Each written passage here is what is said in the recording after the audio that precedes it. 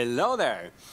Today we're going to discuss how I approach legato when jamming and improvising. The basic idea is that legato is a much better technique to use for improvising because you don't have to try to synchronize both your hands while you also try to come up with some fresh improvised lines. Now, this is a truth with a bit of modification because legato does need a bit of syncing because you have to mute the strings and you might want to accent certain notes with the pick and or with the hybrid fingers, etc.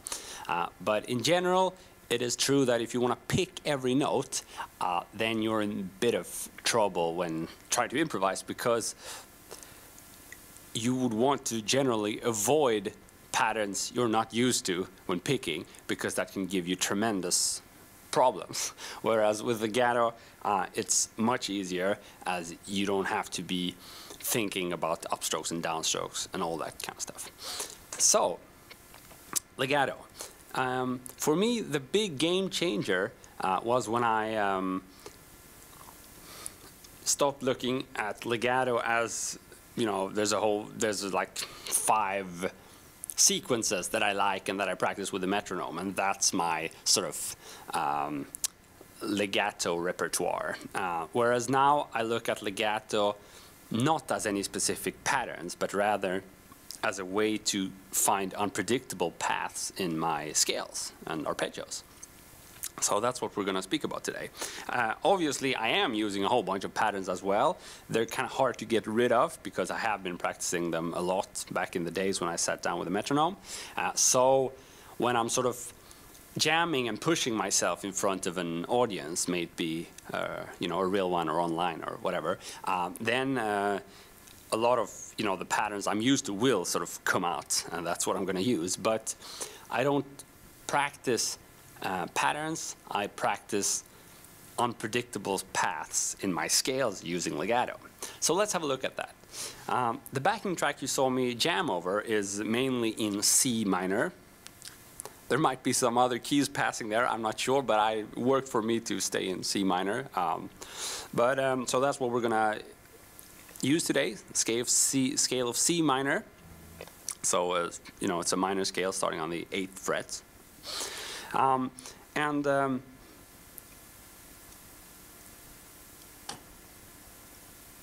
The big challenge, I think, for most people is understanding that even though their goal is to be able to jam like someone they've seen on the internet or whatever, you don't really start by looking at how this guy or girl, what he or she did, because that's sort of starting backwards. You have to look at yourself and what you can do to expand your horizons in terms of legato playing. And if you start with someone else's really difficult lick, then that's going to give you, well, I think, the completely wrong starting point, and you know, you're going to get discouraged and you're going to basically misunderstand how you're going to go about this, because the whole idea is not to take someone else's lick that feels natural for them and sort of try to digest it by force. That's, you know, at best you're going to be able to play the lick after a while, but you're not really going to be able to use that in your own improvisations, at least not in the short term. So this method is sort of based around what works for you and how you can take that to the next level and thereby take many steps towards, you know, playing like whoever your hero is. So, as I said, I look at legato as a way to sort of find paths around my scale, which is C minor in this case. And in order to practice that, I will play the scale really slowly and try to be unpredictable. So how is that achieved? I think I'm going to start with an example so you can see what the hell I'm speaking about.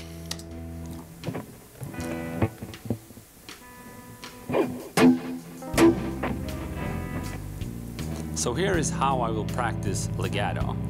Remember, I'm practicing now, so I'm not really expecting it to sound super good or anything like that.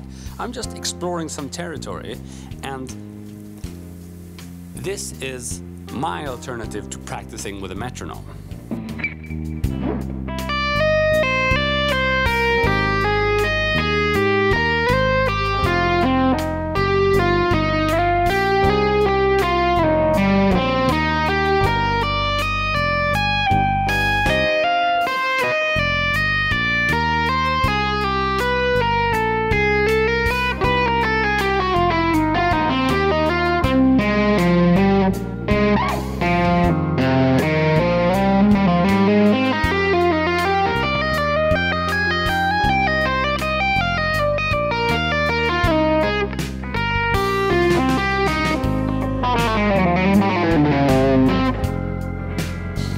So hopefully in there I never use my pick. I might have, but for practicing purposes, what I'll do is this kind of thing where I'm playing really slowly, so I have the time to focus on my technique and dampen the strings. And my goal here is to be able to produce all notes with the left hand only, which means I'm going to rely heavily on hammer-ons for most part and a bit of pull-offs. Now, in real life, when I'm playing, I will not be playing like that. I will be helping as much as I can with my right hand as well. Not only is that a backup when my legato sort of fails. For example, when switching between strings, it can be a little bit hard, like with the index finger, to get some sound when hammering on from nowhere. This kind of thing. That can be tricky, and it might work when I'm practicing slowly, but a whole different story when I'm playing in front of an audience or jamming, or when I'm feeling pressure of some kind. But also, it is good or a very, very useful tool to be able to accent with the right hand. That's how you create dynamics and variations. If you only had access to your left hand, then you would well, at best sound, like a computer. I'm exaggerating a little bit here, but the right hand is extremely useful for dynamics, and dynamics are a tool you cannot live without when jamming and improvising. But to make a long story short, what I just showed you here is how I practice legato. When I'm using legato, it's a little bit different. But the advantages of practicing legato this way is that you free your mind up in terms of unpredictability. Again, that's a key word here. We're allowing ourselves to be really unpredictable because we're practicing at a pace where we can make sure that we're not playing any cliches. We have the time to avoid the standard patterns, and we can work on our technique and stuff like that when practicing really slowly. So let me give you some examples of how I created or tried to be unpredictable in my practicing. You might have noticed I did not really do the standard 3-note per string up and down.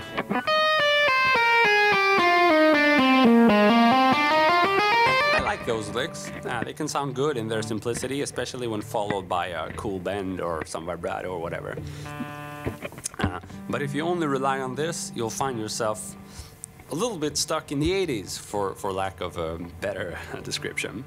So I think it does add a modern vibe to have more unpredictability in those lines. So how do we achieve that? Well, for one, we want to try to change direction as much as possible. I think this is a good general rule because it is hard for the listener to anticipate where the change of direction is going to happen.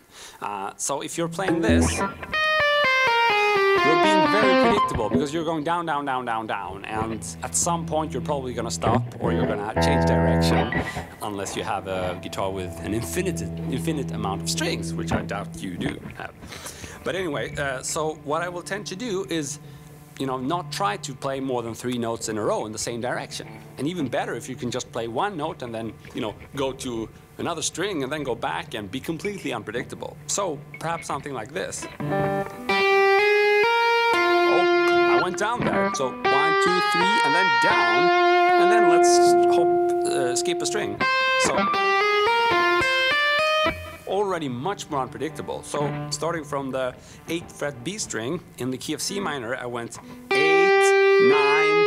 11, down to the G string 10th fret, and then up to the E string 9th fret, 10, 11. So that's just one example.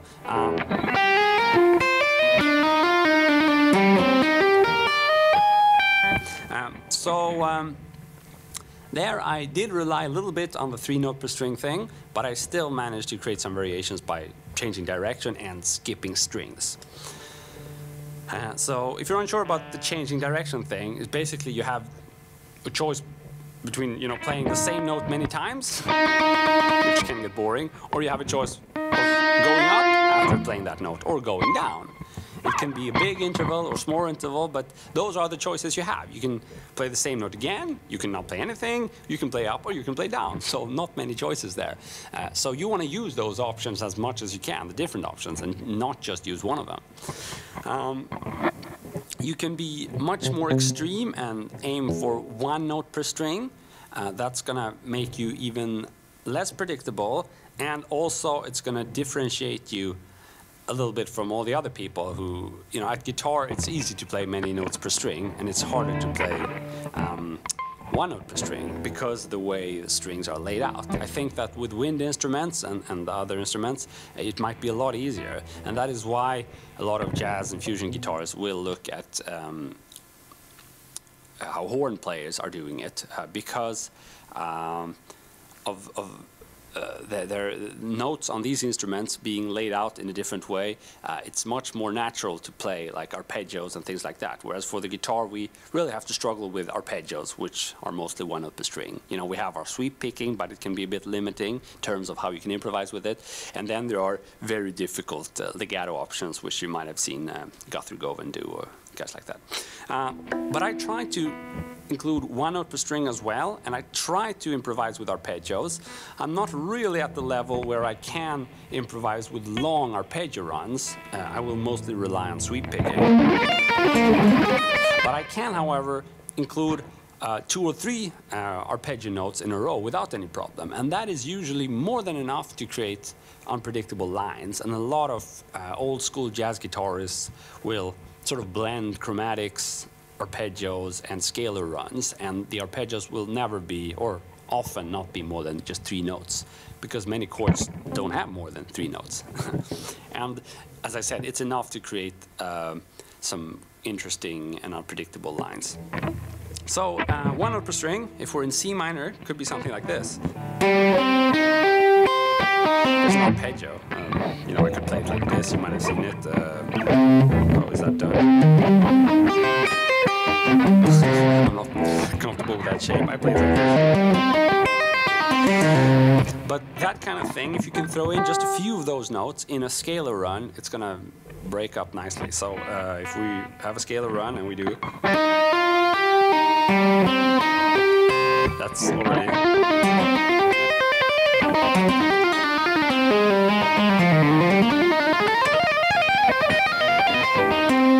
That's already a lot more interesting, as you can really throw things around, and with an arpeggio you are taken very quickly from point A to point B, so it can be a dazzling sort of listening experience. You just whoa, and you're gone. Whereas with the scale, you have to cover a lot more ground usually to get yourself from low to high. And again, using all these tools will be the best way to create unpredictability. And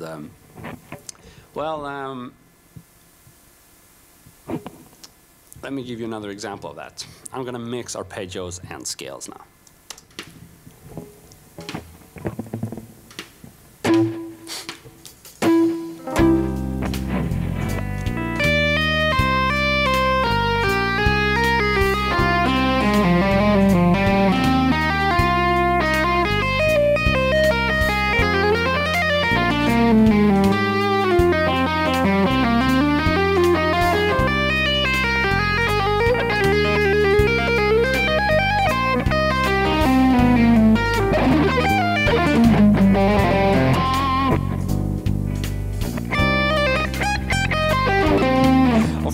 Practicing this, you will not be playing it like I did here. You will be starting out very slowly and really stick with that for a long time.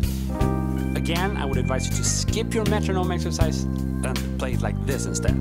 So if I were to practice slowly going between scales and arpeggios, I'd be doing something like this. Even more slow.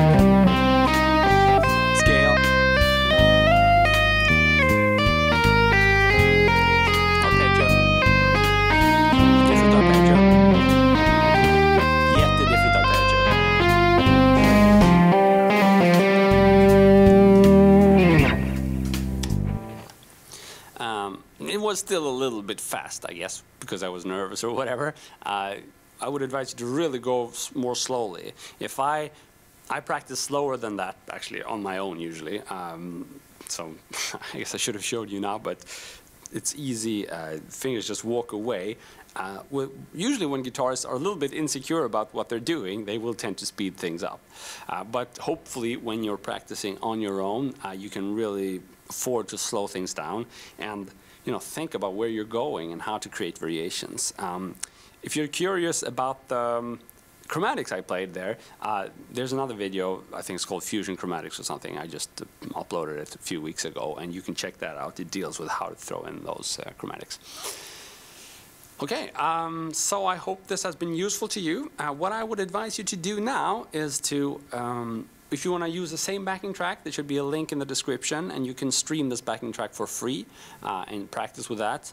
Or you can, again, you can use the metronome, but don't stick to any patterns. Be sure to practice the way I've shown you here. Where you slow down to the point that you can really think of where do I put my finger in order for it to sound unpredictable, not how can I play this pattern as cleanly as possible and as fast as possible. That's a very different story, and that's what I would advise you to get away from. So practices with a metronome, but by jamming, or even more fun and stimulating over backing tracks such as this one, really slowly. And usually I will, spend some time with this, and after some time, my fingers will get a bit bored, and I will want to try to speed things up. But it can, of course, take a long time for you to get to that. So just be sure to have fun at your own tempo, and it can be very slow, but still very rewarding musically, and definitely more rewarding than practicing. That